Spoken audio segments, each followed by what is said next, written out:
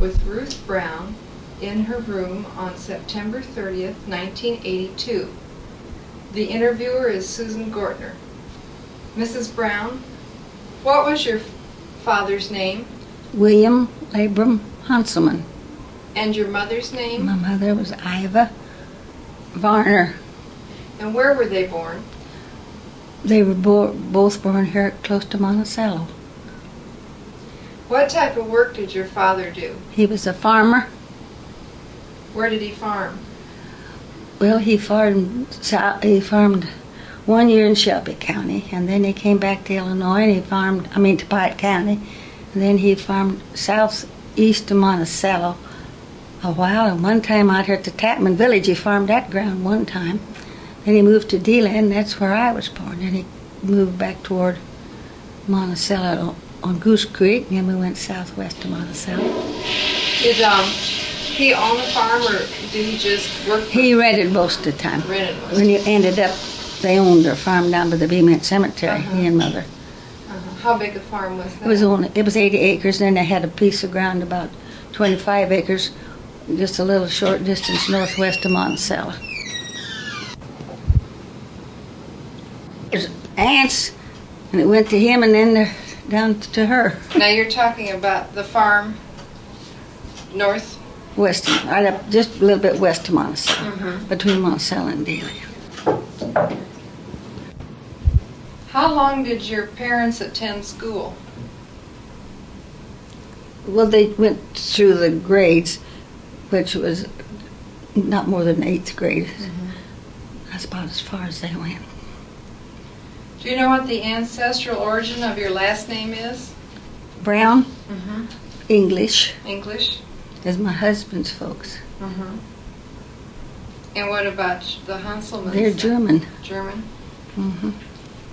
And the Varners was Pennsylvania Dutch.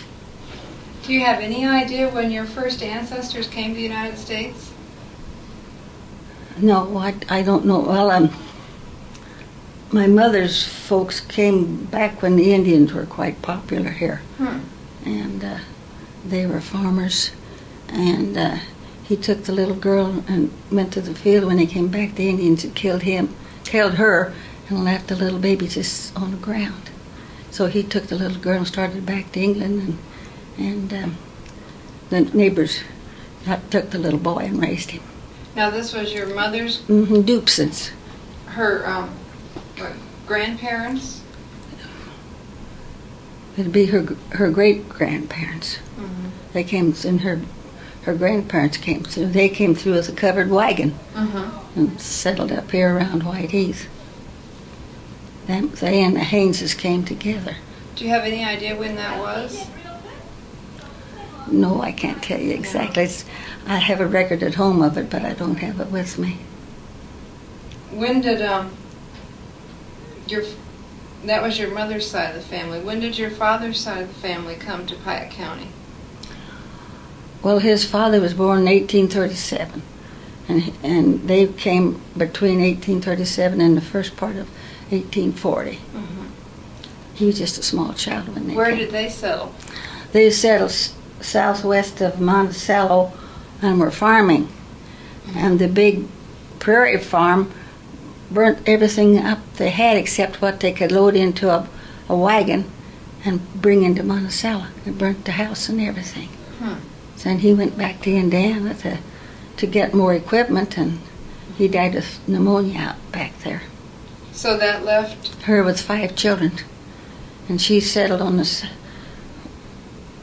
the Washington Street, at the corner of Washington and Mark, and she had a log cabin there. It was built in the 40s, but I don't know what date. How long did she stay there then? She died in 1903. Did they live on that site the rest of the time? She did, and she raised her 5 children there. 4 children, one died. After so long a time, it just wasn't too old when she died. A little girl died. I left her with 3 boys and a daughter. And you were telling us how your family came to own the 25 acres. How did that happen? There was 2 old aunts. They were my grandfather Varner's aunts. That would be my great-grandfather's sisters. So they each bought some land when Aunt Betsy bought just east of our place, and Aunt Ellen bought our place. And Aunt Ellen, when she died, she left her land to George D. and Mary E. children. But when Aunt Betsy died, who died first, she just left it to Grandpa, George D.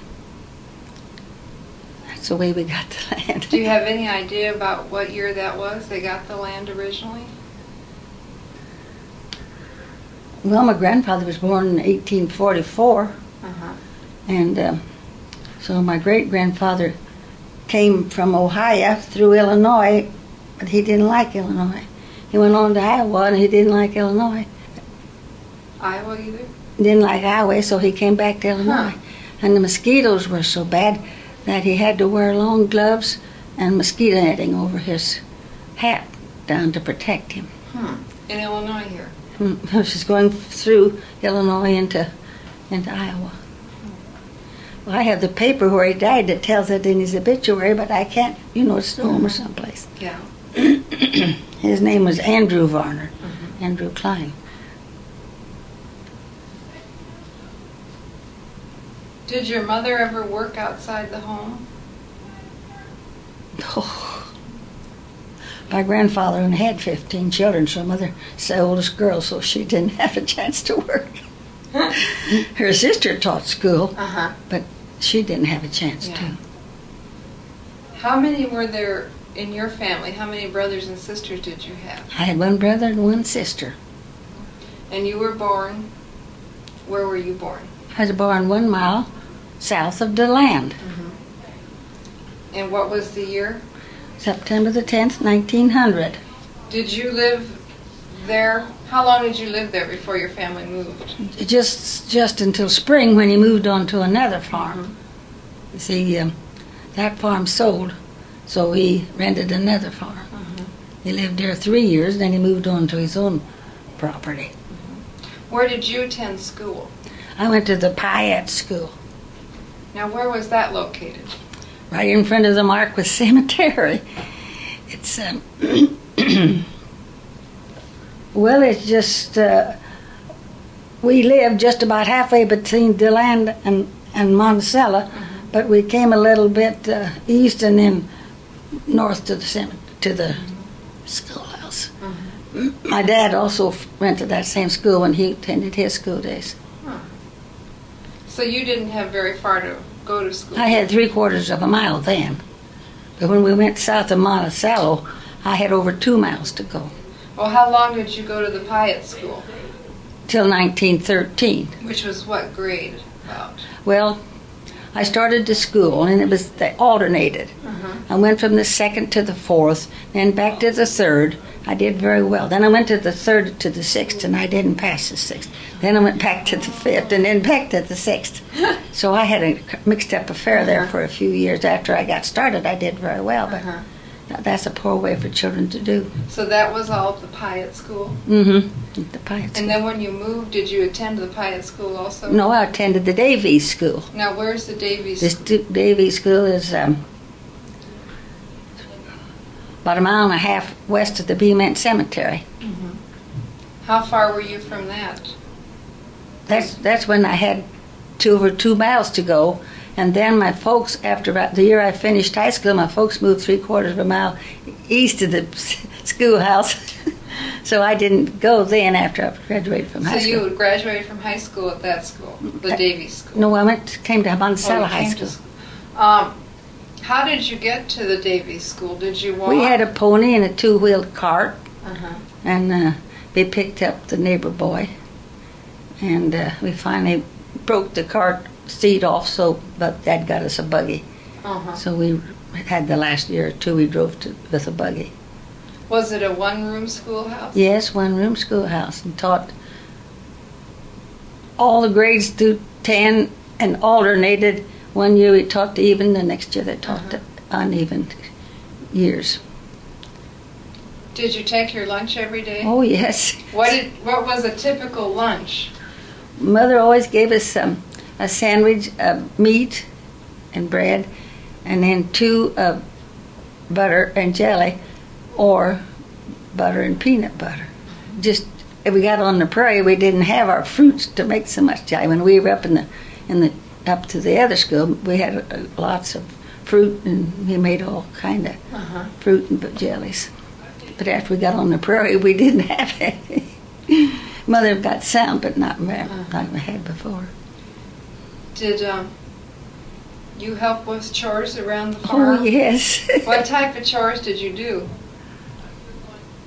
Well, when I was, before 1913, I was generally, Mother was sick for 2 winters, and so I did getting the breakfast and making the homemade bread, and then I'd go to school and I'd come back and make the bread out into loaves.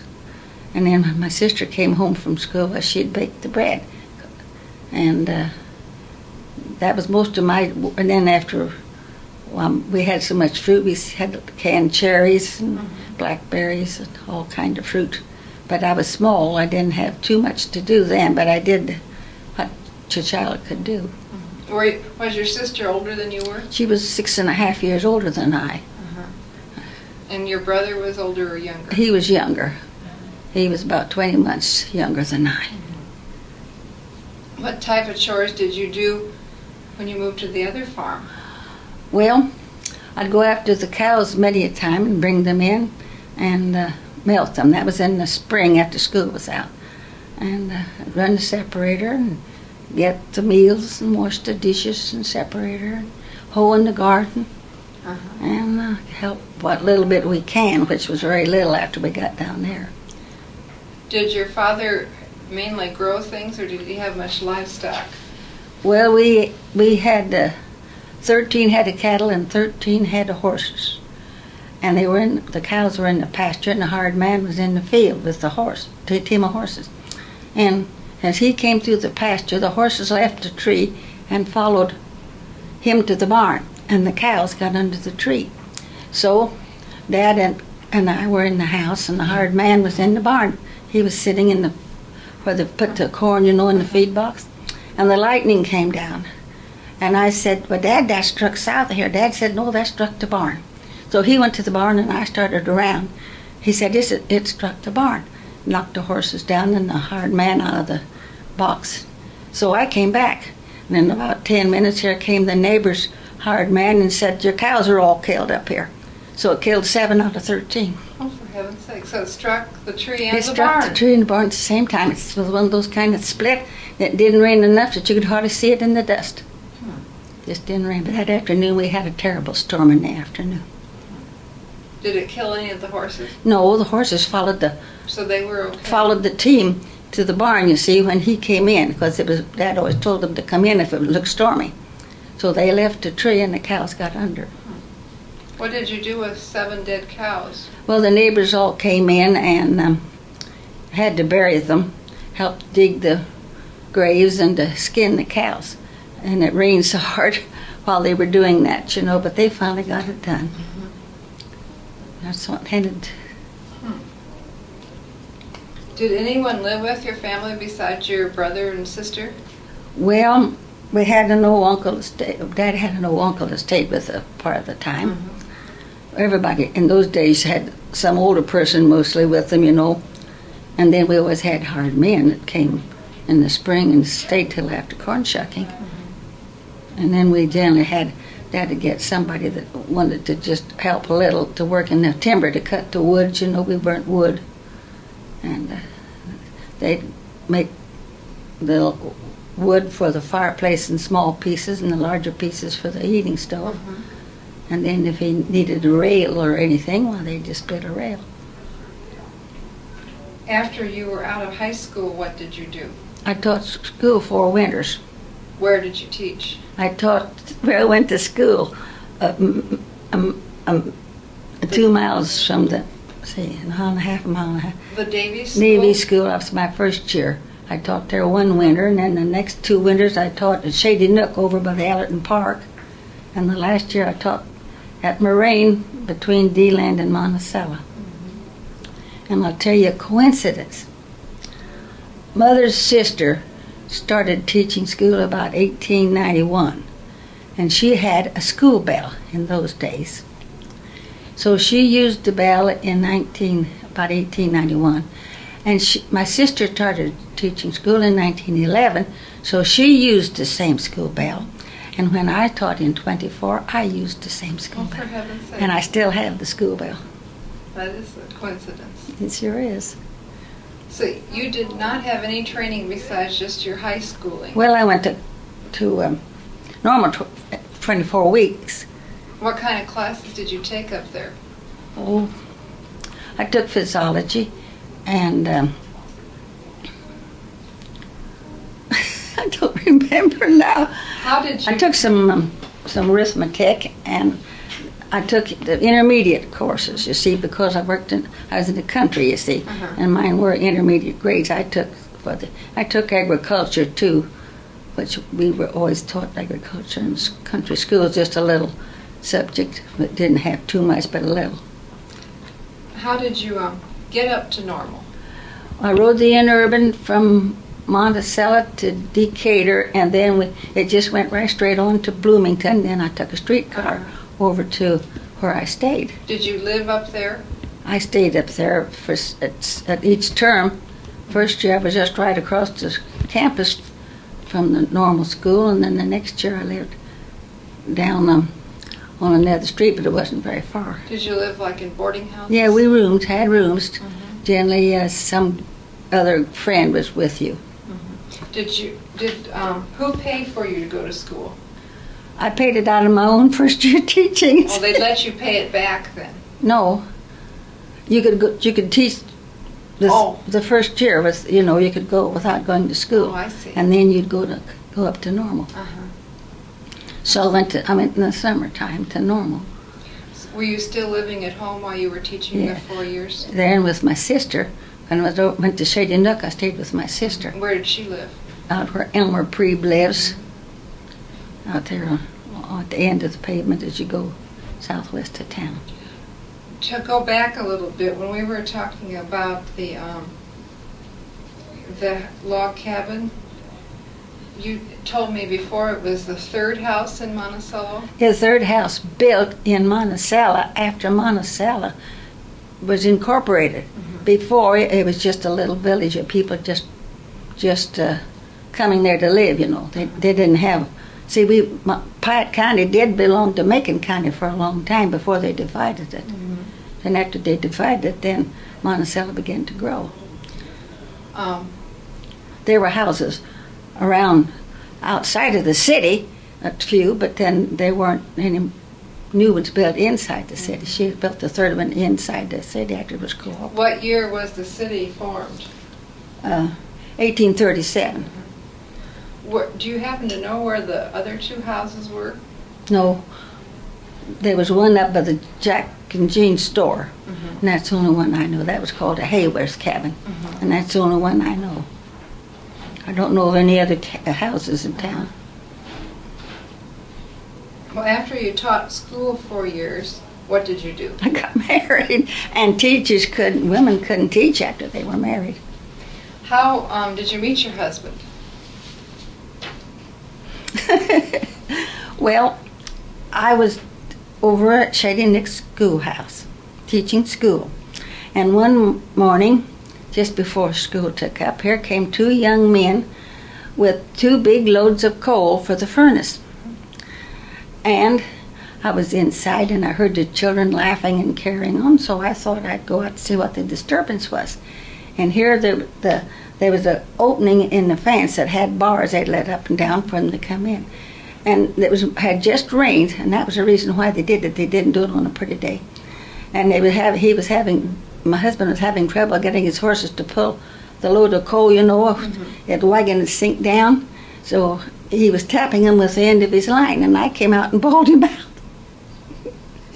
We ended up him asking me to go to Vox Social. After you bawled him out? And then 3 years later, we were married. Where was the Vox Social? Oh, Slabtown up at White Heath. Is that where he was from? No, he had gone to Willow Branch first, and then he came back over to Shady Nook. His sister just lived about a quarter mile from the schoolhouse, and his brother-in-law was one of my directors. That's the reason why he was hauling the coal, because the directors had to see that the coal got in for the winter. What was his name? William Henry Brown. And where was he born? He was born southwest of Monticello. So he'd been in the area, you just hadn't met him yet. But I hadn't met him, you see. I didn't go down till 1913, and his mother died in 1913, so he goes to Cisco about the time I went down there. So I didn't meet him. What was a box social like? Well, people, you know how they fix lunches in a box and decorate them all up with tinsel and ribbons or anything to make them look pretty. And then they had lunch in there for 2 people, and they'd auction them off. And whoever bought the box got to eat was the girl that brought the box. Well, did he buy your box? I didn't have any box. I just went. How did you eat then? We didn't. They had generally had plate lunches. They'd have sandwiches and cookies or cakes or something on these plate lunches, and that's what we had. You could buy them. The people would donate them, you know, in the district, and then they'd make these after they came to the box social that evening. They'd make these lunches and sell them, and that's what we had. What other types of dates did you go on? Oh, we went to dances, but he went to Minnesota in February, right after we got started to going together. In the fall, he went to Minnesota for almost a year. Oh, so you didn't see him for almost a year then? After He left in the latter part of February and got back on Thanksgiving Day, after Thanksgiving. Did you write to him? Yes. But I had scarlet fever when he came home. That's the reason why he came home, to see why I didn't write. Did he stay home then? Yes, he stayed over at another sister's place and worked around. And we were married the next spring in April. Where did you, where were you married? We were married on the corner of Grant and State Street down here. The big house where Vincent Walsh's did live. It's where John Kirby used to live. Were they friends of your family? The preacher lived there. Oh. So we went to the Presbyterian, it wasn't a parsonage because he had retired, but he assisted a little bit, but that's where his home was. So that's why we went there. Did you have very many people go with you? We went by ourselves, and then there were 4 kids came across the street. Beulah Williams, her name was Jones Ann, and Elizabeth Smith married an Armsworth, and Bill Reed and Stanley Ayers were our witnesses. Where did you make your first home? Down right back of the Willow Branch Cemetery, in a house. What did your husband do then? He was working for his brother by the month. As a farmer? And he worked that summer, and then the next summer we started farming for ourselves. Did you rent farms when he was farming? Where did you move then? Yes, we just lived. Well, it was the first house north of where I lived when I was a girl. That farm was for rented. He rented that, and we lived there 3 years. Then we lived on Stringtown Lane 1 year, and then he sold out, and then he worked for Jim Heath and Bob Heath. Started working there in 1931 and worked 15 years when they were first getting started. At the Heath Implements? What did he do for him? Well, he did everything. They hung gutter and shingled houses and worked on tractors, all kind of machinery. Along with Bob and another man. Was it located in the same spot it is No, now? it was right where the drive-in bank used to be for the National Bank. It's there without parking. Behind the National Bank there. Yeah, right between there and the post office. That's where he first started on the east side of the square, and then they enlarged enough to go back there, and then they moved from there out to where Bob Heath's place is now. Where did you live while he was working for them? Well, you know, the Depression come along. We were living in a little house in the west part of town, and the Depression came and took everything you had. We had $3 left to pay milk bill and light bill and house rent. So I went out to Mother's for a few months, and then we came back to build a little house right across from the Lincoln School. We moved into there and lived there we moved in there in 34 in October, and then we moved to our house that we lived in later in August of 1940. Mm-hmm. We paid for the little house in pavements, and then we bought the big house and let the little house pay part of the payment for the big house. It was kind of a rough time, but we all got by very nicely. Was he ever unemployed during the Depression? For a little while. I'll tell you another thing. Nobody had any money, and his life insurances went into the hands of the receivers. And when I was in 1917, my dad had taken me out a $1,000 policy. It was an Equitable Life Insurance Company, and I left the dividends in. So in 1933, when there was no money anyplace, so I paid my rest of my insurance up, and then of course they gave me back some money. I had about $55 altogether. It came back to me after I'd paid it up for the full time. Mm-hmm. And I was going to take me out another policy, but his went into the hands of the receivers, and he didn't have any. So the agent just thought it would be wise if we'd take him out of policy instead of me. So I took his policy out and paid it up, for a year. And then we let the dividends off of mine and the dividends off of his with what else we had to pay, to pay his up. And then I took that, I had that $50, so he was working for Heath, and some days he had work and some days he didn't. So Mr. Heath said, if I had $50, I know where I could put a furnace in. Well, Billy said, would you let me work if I got you the money? Bob, Jim Heath says, I sure would.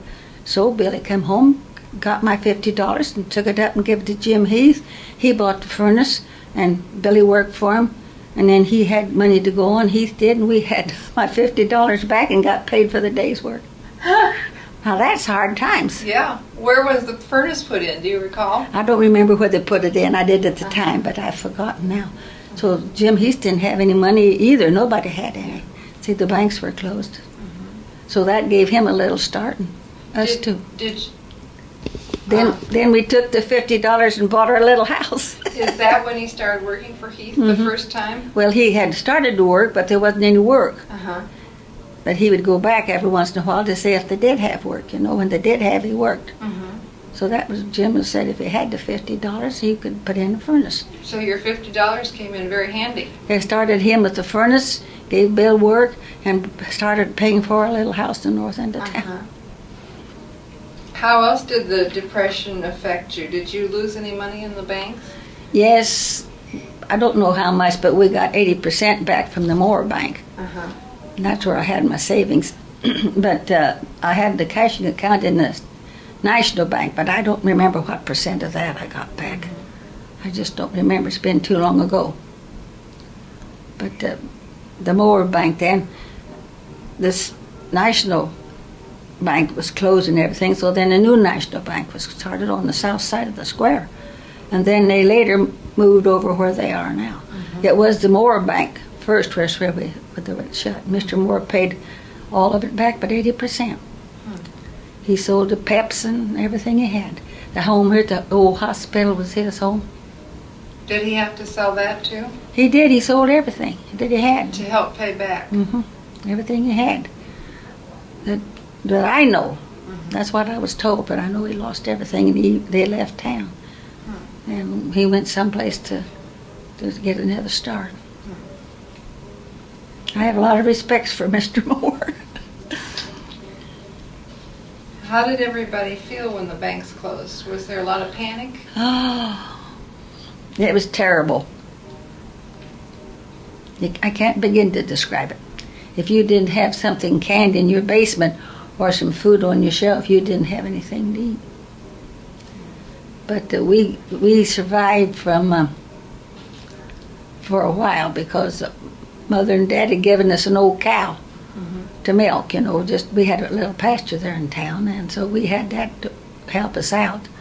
And we gave the landlord cream to help pay for the rent. And then as soon as my brother and sister-in-law started their farming, which was just a short time, we went out to Mother's and stayed out there until we got a chance to make her own way.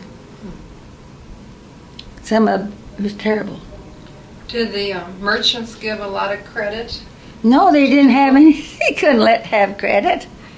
Some of them people owed the merchants some of the time. I don't know if they ever got it or not. I don't know nothing about that. But we just happened to be out of debt except for the newspaper and the telephone and our house rent and our milk bill.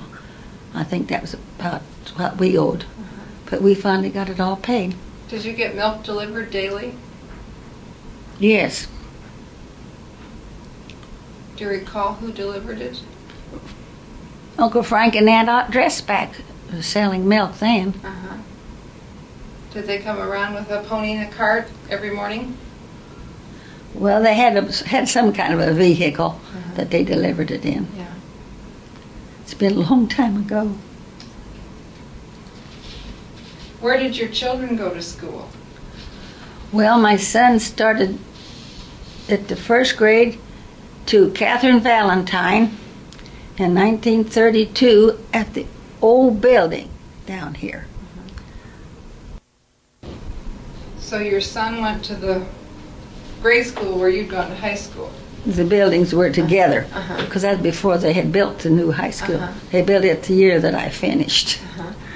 And then later, his 3 sons went to school to Miss Valentine. And before she finished teaching, my great-granddaughter went to Miss Valentine. You had how many children? I had 2, but we lost the second one. Just raised the first one. And what is your son's name? My first one was William Ivan Brown, and my second one was Joe Adrian Brown. Did you have your children born at home or did you go to a hospital? In home.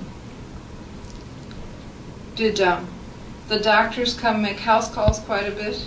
Yeah, they did. They made house calls. Were you ever quarantined? When I had the scarlet fever for 6 weeks, And where were you living then? out where Elmer Preeb lives, and I was teaching this Moraine school, so I had to get a substitute teacher to teach for 6 weeks. Uh-huh. When you were quarantined, were people allowed in the house at all? Well, there was a back part and a front part to the house, but the hired men that worked on the farms were in the back part.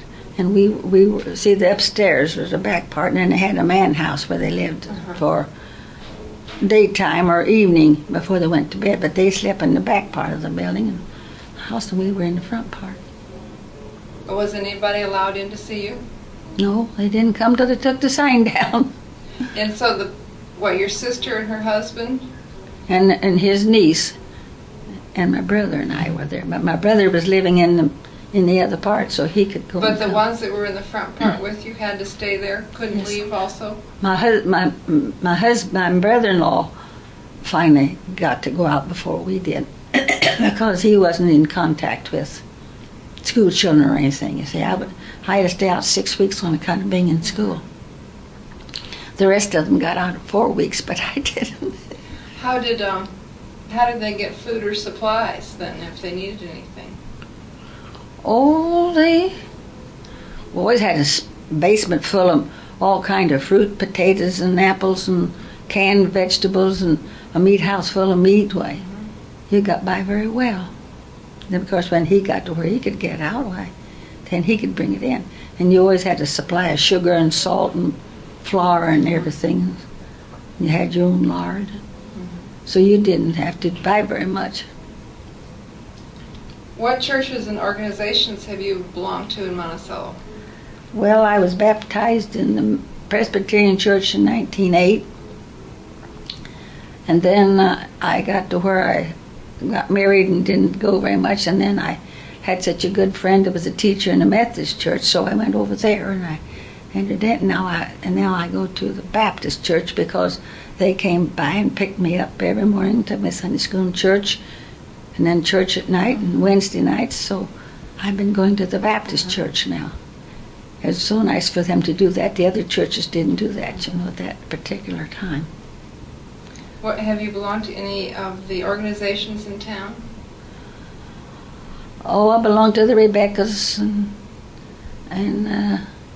the Ladies Auxiliary Patriarch Militant and 2 Past Noble Grands clubs and Mothers of World War II. And Was your son in World War II? yes. Where was he? He was on his way to Japan when the treaty was signed.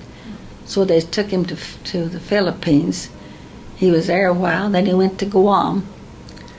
And then he went to Saipan, and then he went back to Guam and came home.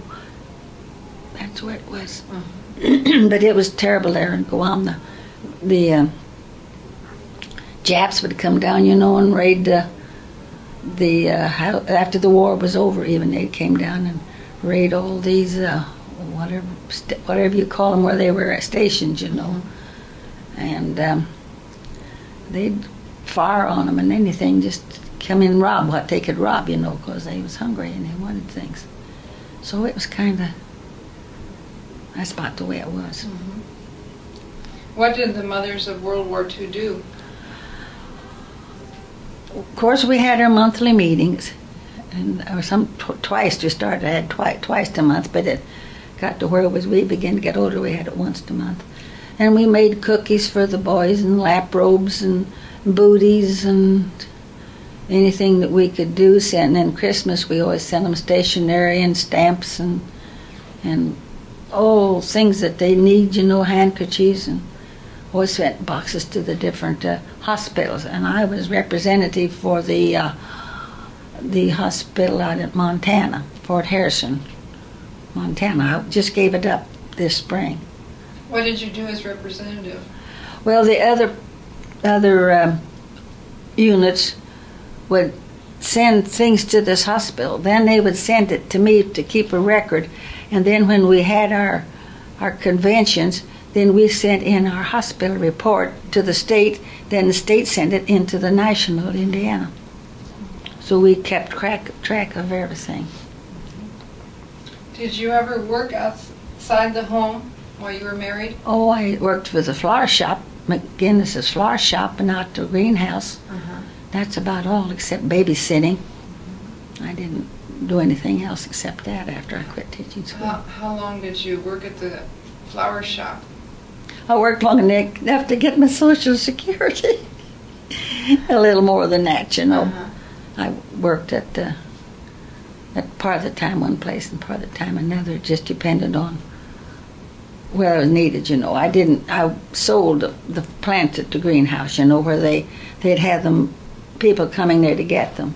Now, where was the greenhouse located? Oh, there where Eads have their greenhouse. It was back down in there. Mm-hmm. Did you enjoy working with plants? Oh yes, it's just right. I've always had a big garden, and it's just real nice.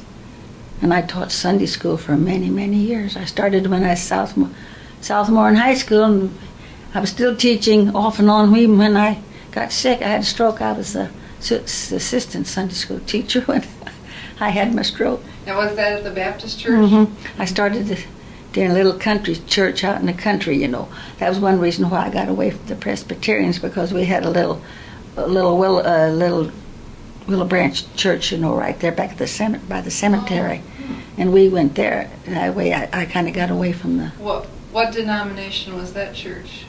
Well, part of the time it was a Presbyterian, part of the time it was the Church of God from Millmine. Just whatever people could come and be there, What years did you attend there? Oh, my. I was there when I was in high school. I was there along in the... And then... 18, 20, And then till how long did you go there? When we moved over by Beeman Cemetery, then I didn't go there because it kind of broke up. We had taffy pulls and all kind of things, to entertain the young folks. There was about 20 couples of us. That was our recreation, you see. So about how long? When did that church close then? I really don't know, but it was built in 1869, the year my mother was born. The church was built because it had it on the front of it. Is the church still standing? No, the church is gone, but Bill's folks lay in the cemetery. His mother and father and grandfathers and aunts and his little sister and What was the church called? Was it just called Willow Branch Mhm. Church? Willow Branch School was just right there beside it. Uh-huh. And the Willow Branch came right down through there. What kind of activities? You said you had taffy pulls. What other things did you have there? We had dances and parties like kids have, and just what kids our age, you see, we didn't have any televisions or radios or anything. You had to make your own fun. When you had dances, how did you have the music? We had a violin and generally and a guitar, and So you had people come in and play. they came in and played for us. Did you ever use phonographs? No, not just the men had to holler. Do you recall your first phonograph? Yes, we got it about 1917 or 18. I had a little bit of money, my brother had a little bit of money, and my sister was teaching school, so we all chipped in and brought the Victrola, it was called. That was the first one we owned, but some of our neighbors had those old-fashioned cradle phones, you know. Had a big Morning Glory on it, you know, and Victor's. Did yours have the cylinder, or did it have the flat record? Flat record, and it had a sapphire needle. The needle was a sapphire. Then the Edisons, you know, some of them had diamonds in it, but ours had a sapphire for a needle. Do you recall when you saw your first automobile? Yes. We were coming home, and we had just crossed the old Simon Bridge and had come around the bend, and here came a car. And all the horses just shied, and Dad had an overtime getting them by, you know. And that was my first automobile. It was one of those guided on the right side, and the front part, you know, was open. There wasn't any door in the front of it. What did you think of it? Well, I don't know what to think of it. I just sort of stared at it. Dad was trying to get the horses past, but he finally got them past. When did your family get their first automobile then? 1916. What type was it? It was a Saxton touring car. Then the next one was a Nice.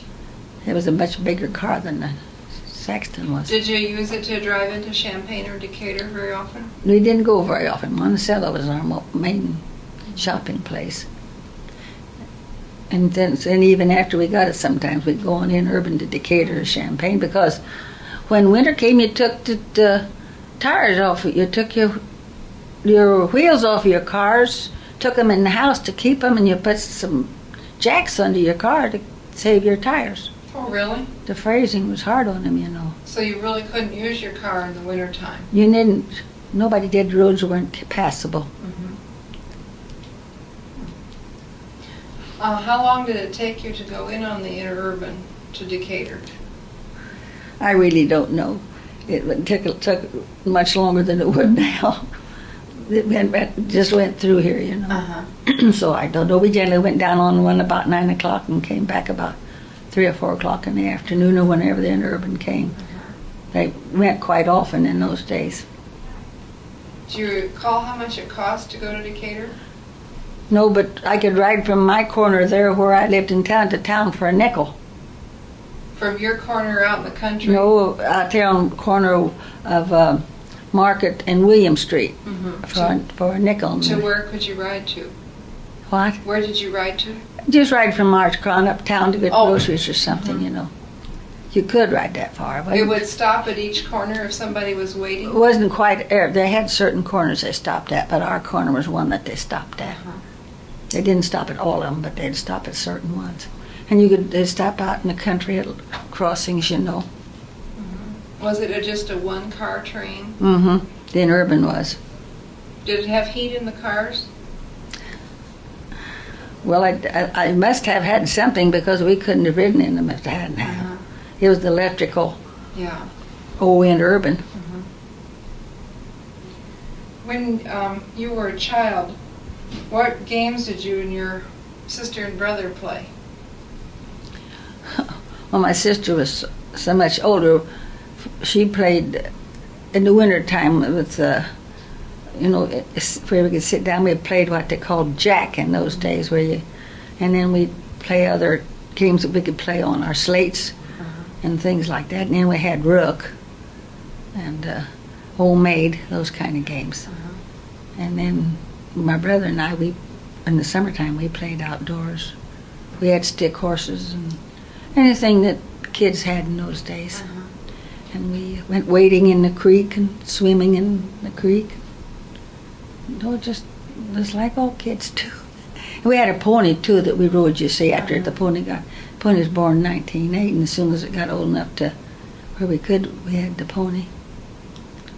Did you have a radio when you were growing up? No. Didn't have a radio until after we were married. What type of radio did you have? A battery. It was kind of a rectangular box-like radio. What were some of your favorite radio programs? Barn dance. Barn dance? Yeah. That'd be like, come on in. Not much longer. Not very That much. And then we listened to Nashville, Tennessee, and a few others was the most important, that we enjoyed. Do you remember where you were when you heard about Pearl Harbor? Yes, I do. It was on Sunday evening, and my son carried papers. And we had gone to the show, he and my husband and I. And just as we got to the show, the lady that was the head of the paper routes said, you have to come deliver these papers. It was a spatial, telling about it. So Dad and I went on to the show. We didn't know what was on those papers. And then when we came out, here he had delivered those papers telling about the Pearl Harbor. It was on Sunday evening. Was your son drafted or did He was drafted. He was drafted when he was 18. In Florida. Of course, he got back when he was 19. He didn't have to, just 2 years is all he had to serve. But he left the camp in Alabama the day that it was over, and they wouldn't let the boys off the train or nothing to get in. They just put them on the train and took them clear to California. They wouldn't let him off. They wouldn't let him hear anything. And he didn't know it even was over until he got out in the middle of the ocean, and they had signed a treaty, and then they brought their papers in, threw them down, and said, there's where he was going. Finally got my windows all washed. So that's the way it was. Well, it's been nice talking to you, I think.